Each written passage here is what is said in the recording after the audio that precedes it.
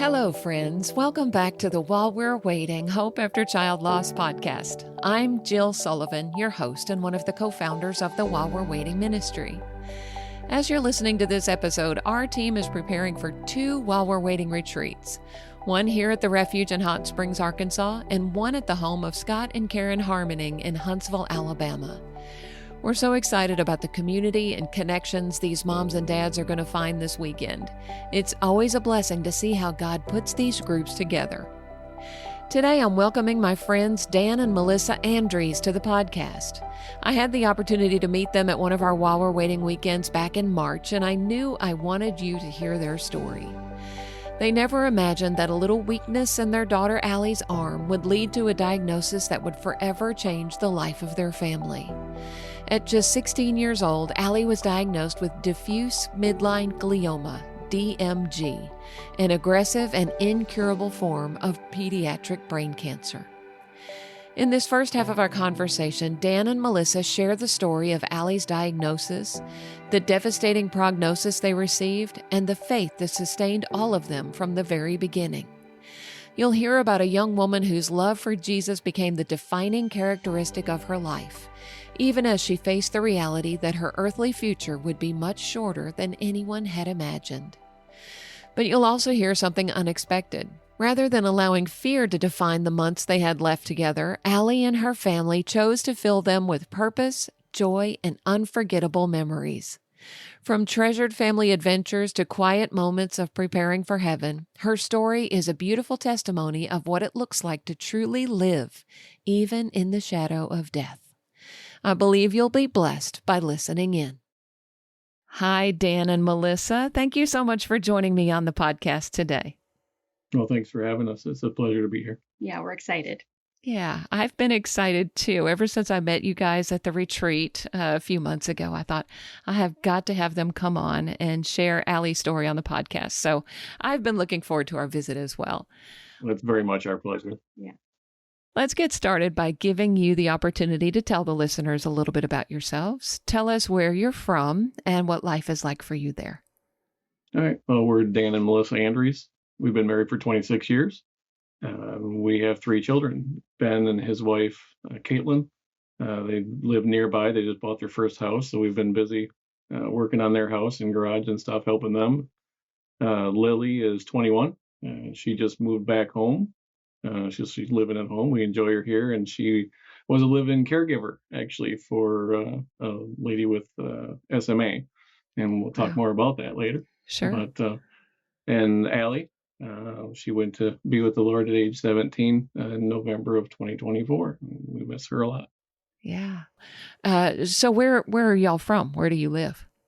We live in Oxford, Wisconsin. It's about 15 minutes northeast of Wisconsin Dells, Wisconsin, which most people know of. Sure. We enjoy spending a lot of time outdoors. We do a lot of water activities. We live near a lake, and so boating and fishing, and we enjoy riding motorcycle together. It's a hobby we have. Walking, hiking, we play some games and stuff like that. So, yeah. Wisconsin's a beautiful state to do those things in. I grew up in Wisconsin, lived there until I was 12 when we moved to Arkansas. More northern Wisconsin than you are. But yeah, I have wonderful memories of growing up there. Yeah, it's a beautiful place. Mm-hmm. Yeah, a little chilly in the wintertime.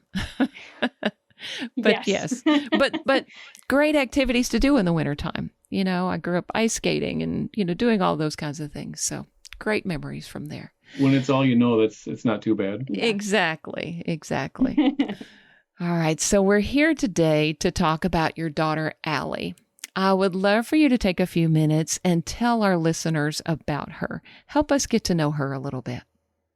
So Allie, from the moment she was born, was just absolutely pure joy. She was full of energy. She loved to run around and do like physical activities like running and biking and I don't know, just playing. She loved activity. She was lots of energy. She had a smile that would just radiate joy and happiness, and she loved to like hugs and things like that. People loved to hug her, and she just was full of love and we have said lots of times that to know Allie was to love Allie. Like Absolutely. she was very quiet and tenderhearted. But if she loved you with everything she had. She was very artistic too. You know, she loved music and crafts. She loved Legos. Loved Legos. Yeah. And her stuffed piggy was her favorite, but she liked art and journaling as well. Yeah, she loved to paint and draw. And so it's really sweet to have those things of hers. And my favorite thing is when those two things came together in her life, which they did in her Bible. So she would do Bible journaling, and that is my absolute favorite treasure that I have of hers, that she filled her Bible with art and drawings and notes and scripture. And so that's really precious to us. Yeah. I mean, in the end, Allie loved life and she loves Jesus. That's the most important thing you need to know about Allie. Absolutely. Amen.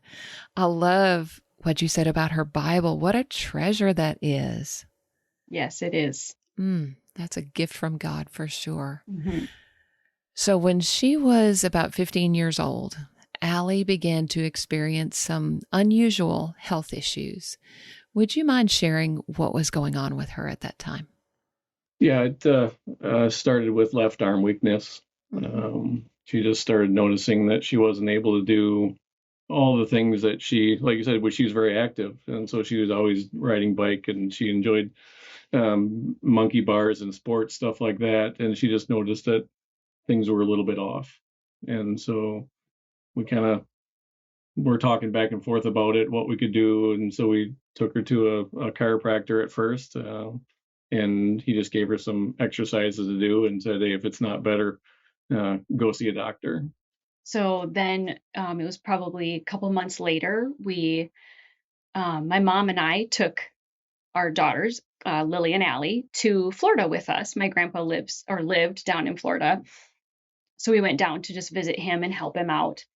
And while we were there, Allie's arm got significantly worse, where she was just feeling some strange, little weaknesses to she couldn't take a selfie or braid her hair, things like that. And that was when I called Dan and said, I'm getting her an appointment. So I called and got her an appointment with a orthopedic surgeon for just 2 days after we got home.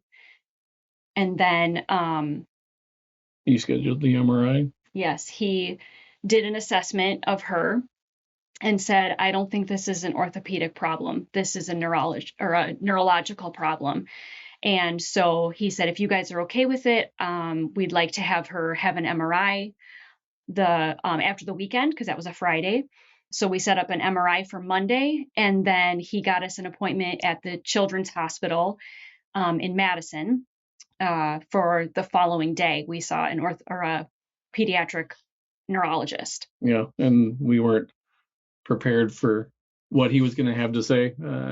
He did his assessment and then said we would really like to put her in the ER, which will get her admitted quicker, and do another full spine and brain MRI to get a better picture of things and be able to do some other tests. So that's what they did. We went straight from the appointment to the ER and set up an MRI and waited to be admitted into the hospital. We called our kids and asked them to please pack us a bag and bring it to us, because we had nothing with us. It was about an hour and 15 minutes from our house. Yeah. So it was a little bit of a trip. Yeah. But so she was in the hospital for a week. And during that time, they were just like keeping a close eye on her, because they weren't sure, like the size of her tumor didn't really match the symptoms that she was experiencing. And so they were kind of debating within the doctors what this could possibly be, because it didn't seem like what it was, because her symptoms were not that bad. Well, the location of the tumor was in her neck, and it was rather large in her spinal cord in her neck. And so with what they were seeing, they weren't quite sure that it was actually a tumor. They were calling it a lesion at first, hoping for it to be a autoimmune disease, like MS or something like that, which is terrible to say that you're hoping for that, but the alternative was worse. So they were the location of it made it so they couldn't just quick take a biopsy and get a diagnosis, because the biopsy is taking part of your spinal cord out, Yeah. and obviously Wow. that's going to affect your body. So we did those treatments, like you said, for several weeks. Say it took 5 weeks from the time that we first took her in and they admitted her, to when we finally decided, because it was like a process of elimination, and all of the tests, she had several spinal taps done and more MRIs and EKGs and blood work over and over and over. Everything. And everything was coming back normal. And so finally, we just decided that we had to know what we were fighting. It's really difficult to fight an unknown enemy. And so we decided to go ahead with the biopsy. So the biopsy came back, and it was DMG, which is diffuse midline glioma. The prognosis of it is 9 to 12 months after diagnosis. And usually the age range is 5 to 10-year-old children is the normal age range, but Allie was a little bit older than that. And there is no treatment, or there's no cure. And the only treatment is 6 weeks of daily radiation, which is palliative care. Yeah. Right. So you're hoping that the radiation slows it down, because nothing's going to stop it at that point. So after you're done with the radiation, the only other options are trials, and there weren't any, and still really aren't any trials that are showing a whole lot of promise. And for a cure. They're trying to say that it gives you a few more months, but I don't know how you measure weeks, months, and whatever. Right. But you also have to meet certain criteria. You not just everybody gets to do a trial. Right. So yeah, so we sat down and talked about it and went over her options. That was not something that Allie was interested in doing. Yeah. She did not want to spend whatever time she had, because they weren't a cure. She did not want to spend that time in a hospital. So we didn't. Yeah. We'll talk about that too in a minute. I love all the things that you did during that year. Just going back to that moment when they gave you that diagnosis. I've been there myself. We heard the words glioblastoma with Hannah, and at the time they did not tell us immediately, exactly what that word meant. In fact, they told us don't go home and Google it because you won't like what you read. And so we didn't for a while. And so we really didn't fully realize what we were battling. But wow, I understand. I know what that feels like when you get that kind of a diagnosis and how devastating that is. And especially when you have a child who's well otherwise, Yeah. You walk in, you bring her in, you just think, oh, she's got, a little muscle weakness, maybe needs a little physical therapy, something like that. And then to get ultimately that devastating diagnosis, so difficult. Yes. Yeah, it was terrible. I mean, in 2023, it was a little bit more readily available to find out the diagnosis of it, or prognosis of it right away. Sure. And I guess we were all in some sort of denial, hoping that they were wrong. Sure. And you always think, well, my child can beat this. We're going to pray and we're going to do all of the things. We're going to seek what treatment we can. And, there's always the chance that my child can be the one to beat this. And I know we've walked that out as well. I mean, we fully believed that she would be healed. I mean, sure. even though they were telling us that it's 100% fatal, it's right. Nobody survives this. And whenever we sat down with Allie at the doctor's office, and we walked in, and the doctor asked, "What do you want to know?" Asked Allie that, and she said, "Well, I want to know everything." And so whenever we had talked about it, how serious it was, but whenever she heard the doctor say, months to a year or more. It was really hard for her. Sure. It's hard for anyone. When you think about somebody was she 15 or 16 when she was ultimately diagnosed? She had just turned 16. Yeah. Just turned 16. So Hannah was also 16 at that point. And, they feel like they've got their lives ahead of them. And, it's such a difficult thing. So how did Allie respond when she heard that diagnosis at her age? So that day that when the doctors told her, we had a little bit of a gap in time because obviously it was a brain tumor and in her neck. And so they needed to, make the mask for radiation and all of that. So we had some time, and the hospital in Madison has this really pretty sunny atrium. So we went and sat in there, and her response right away was, I feel like my whole future has been ripped away from me. And so I just gently took her hand, and I think the Lord just gave me the words to say, you have a future. It's just not the future that we thought you were going to have. Yeah. And I said, instead of preparing for college or a husband or a job or whatever you wanted that to look like, we're going to prepare you for heaven. And praise the Lord, she just grabbed a hold of that response and ran with it. And so she just decided that she was going to live whatever life God gave her to the fullest. And then her goal from there was, I'm going to prepare my loved ones for me leaving. And I'm going to take as many people that don't know about Jesus to heaven with me. How am I going to share his love with them? Mm-hmm. Mm. What a remarkable young woman. Mm-hmm. and just the way you handled that with her was just so beautiful. And like you said, God gave you that. No Yes, doubt. he did. No doubt. Yes.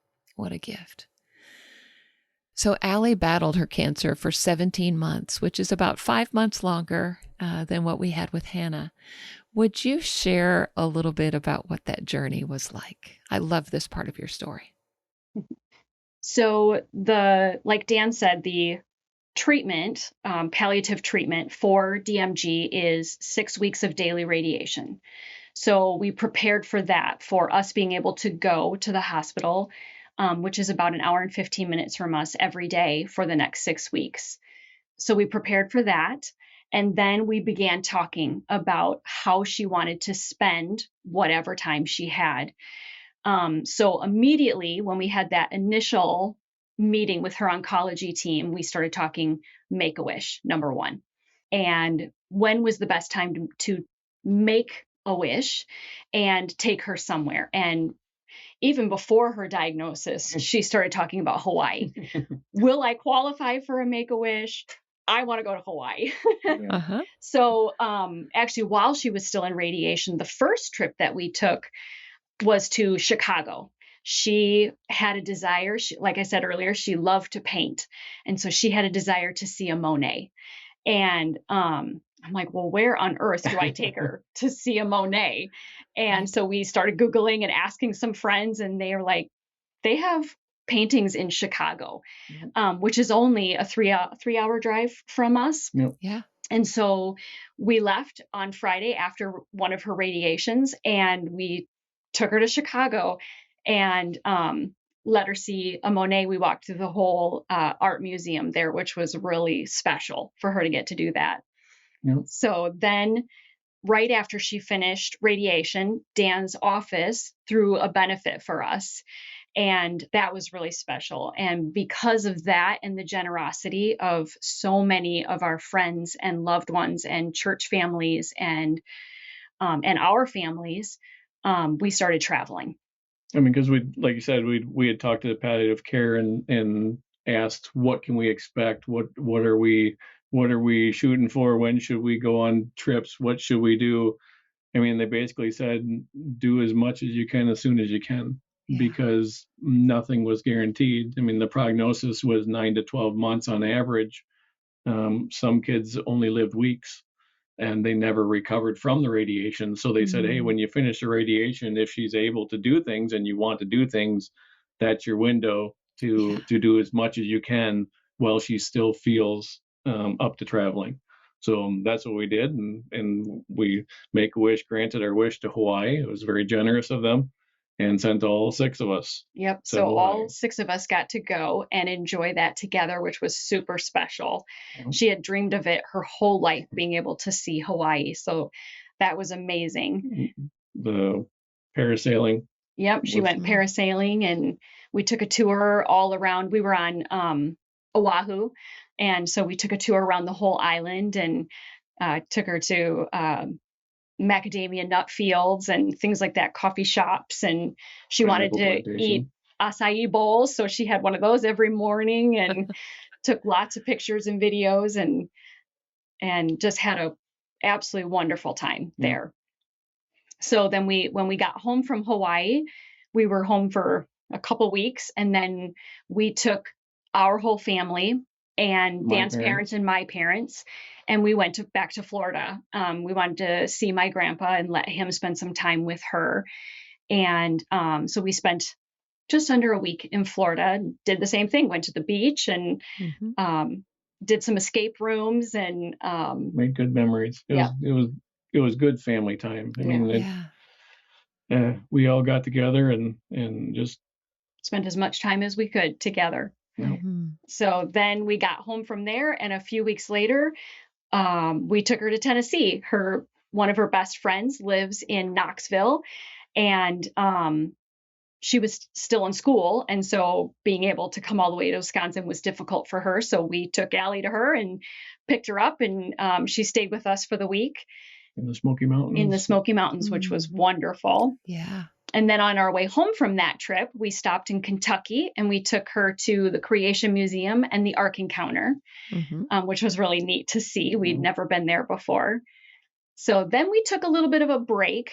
That would have been like October, November, beginning of November.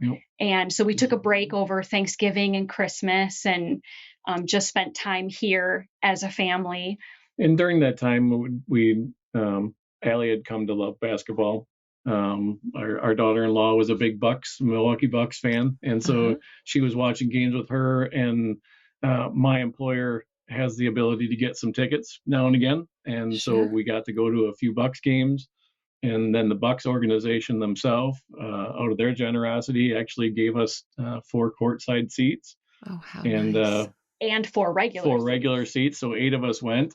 4 of them got to sit down on courtside, and 4 of us got to watch from up above. But it was a great time. It was amazing. They let us take pictures at half court, and she got to meet 2 of her favorite players, which was she was just so excited. Right.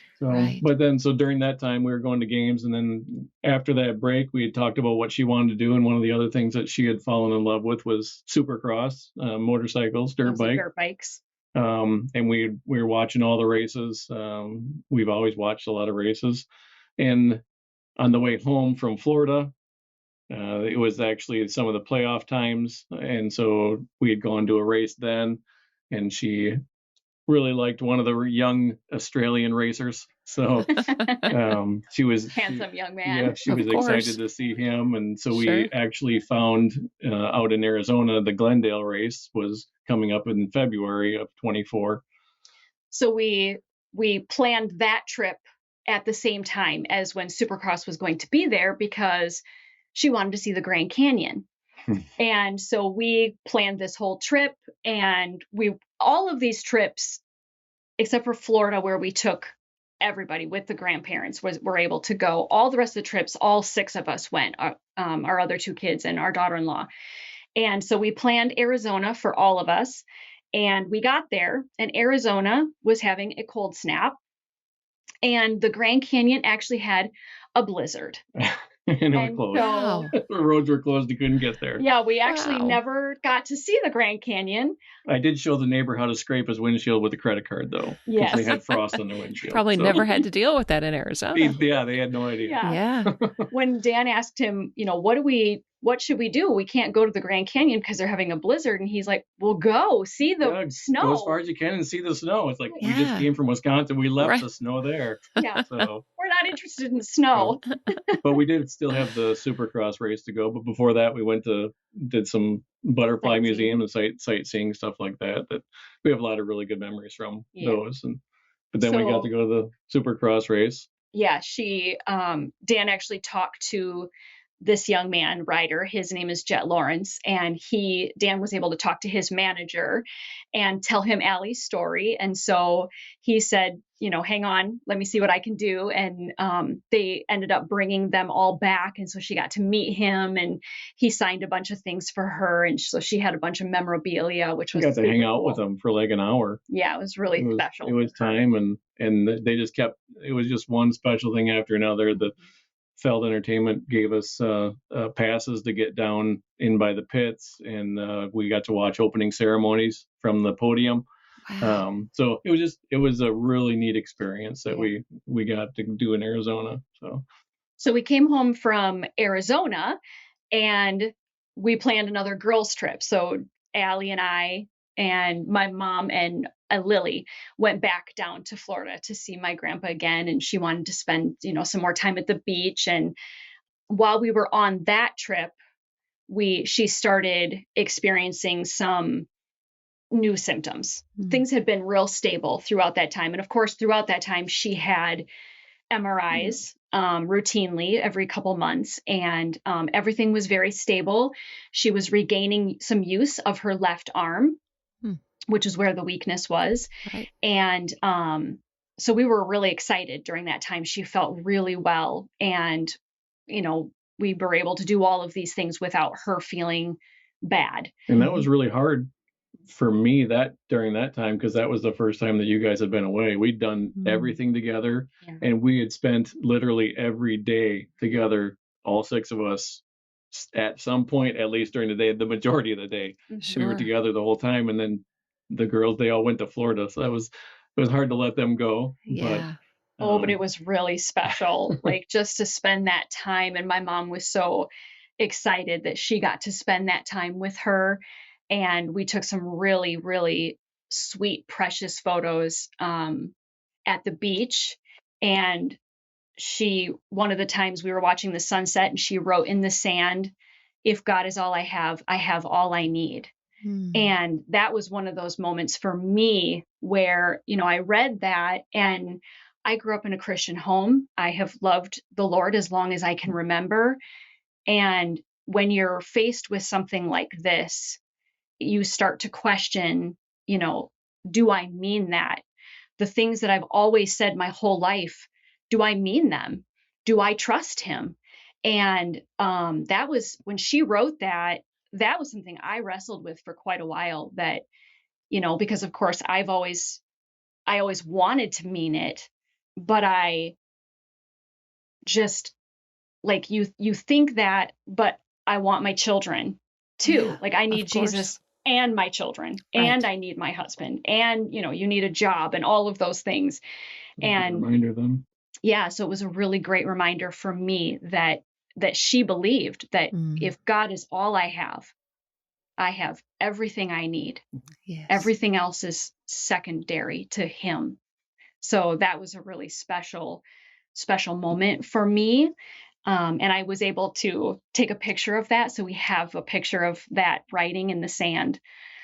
And then during that time, she took time to write letters to her friends and some of her family, which was really special for everyone to get after she passed away. She made voice memos for us after we came home. Oh, I forgot to talk about South Carolina. I got to back up. That's fine. So we came home from our girls' trip in Florida, and she had an MRI scheduled. So like I said, she started feeling some symptoms of progression, and she had an MRI, and then it showed the progression. So we weren't surprised by it because of her symptoms she was experiencing, but it was devastating. Mhm. Most people, like they told us, once she starts having progression, it tends to go pretty fast.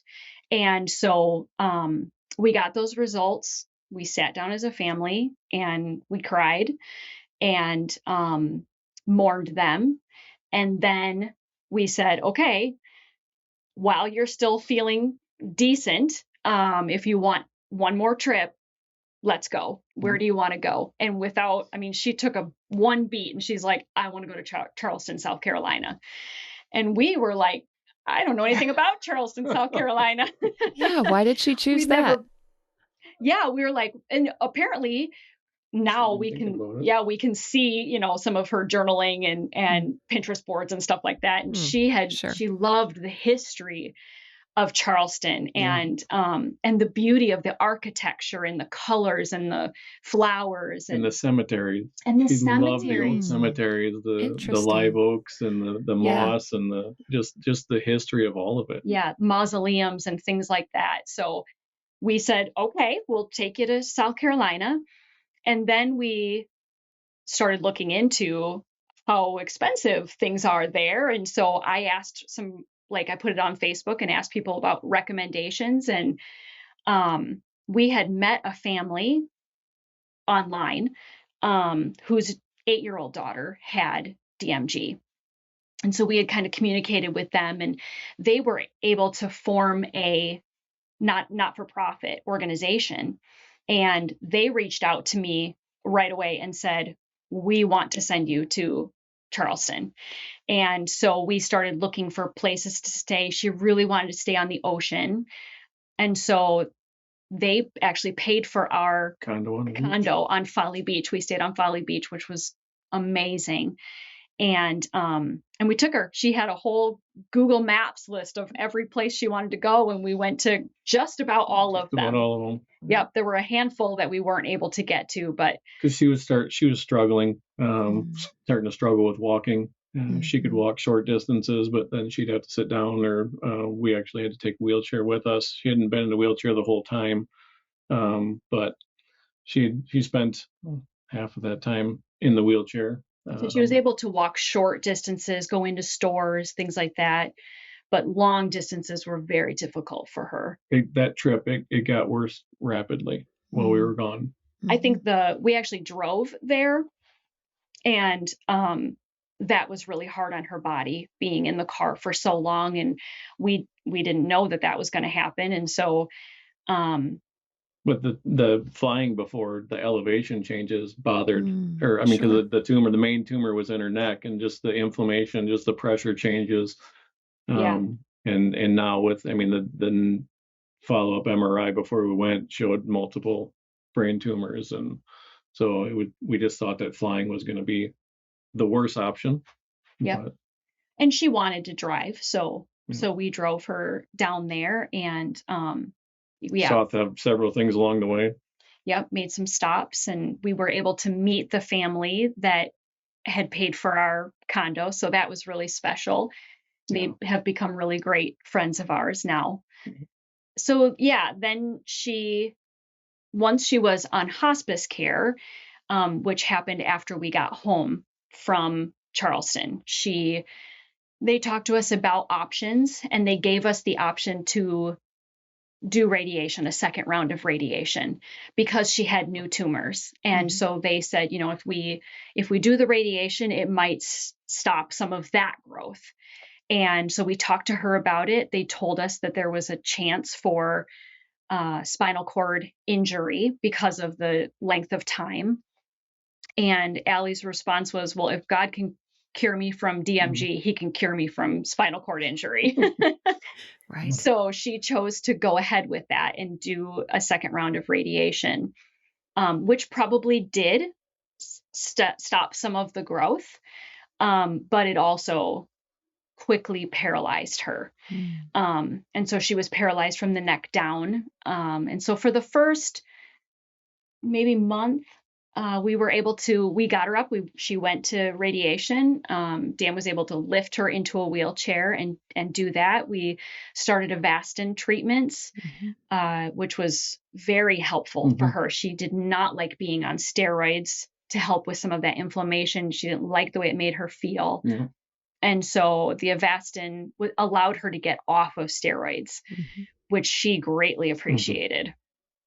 So then after probably 6 weeks, she had finished radiation, and then she decided she wanted to stop the Avastin treatments. It was just too long of a day to drive all the way hour and 15 minutes down to Madison. And then it took a couple hours to do the treatment, and then another hour and 15 back, and just got to be too much on her body. Sure. Because by then she was completely disabled from the neck down. She had a little bit of movement, actually, funny enough, in her left arm. Was the only arm she still had movement in.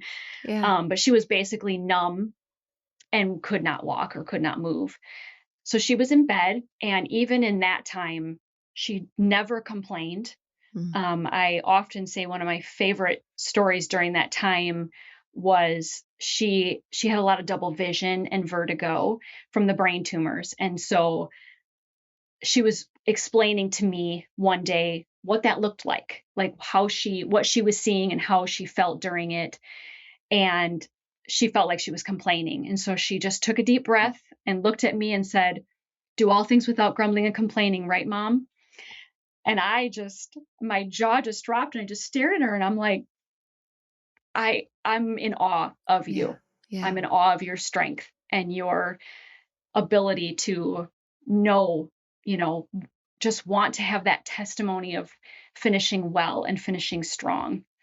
So that was really precious. I mean, she was strong the whole time. She went to a youth group, and she really helped a lot of her friends.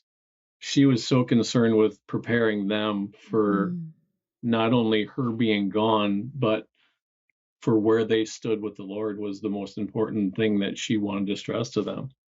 So her relationship with them grew. She loved spending time with them. Yeah. And her favorite Bible verse was 1 Peter 5:10.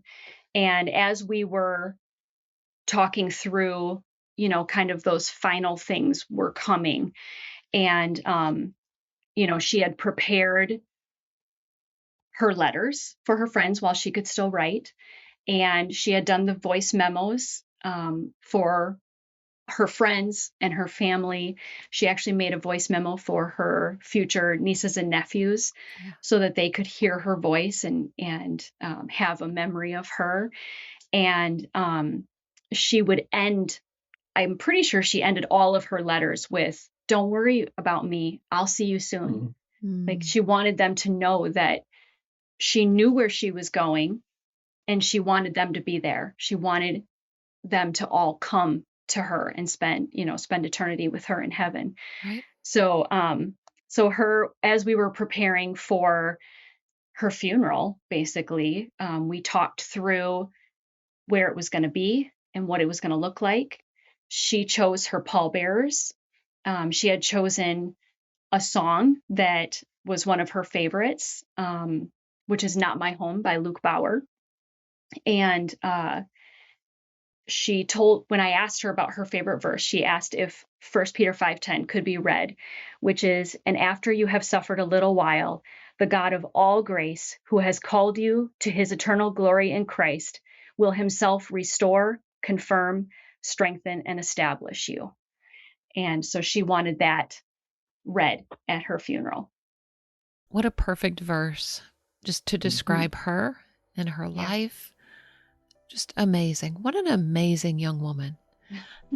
And what a gift you guys had of that time and all of those trips and all of that time you got to spend together and the photographs and the memories. And I just love that. I love how you took advantage of that time and that she felt well enough to do all of those things.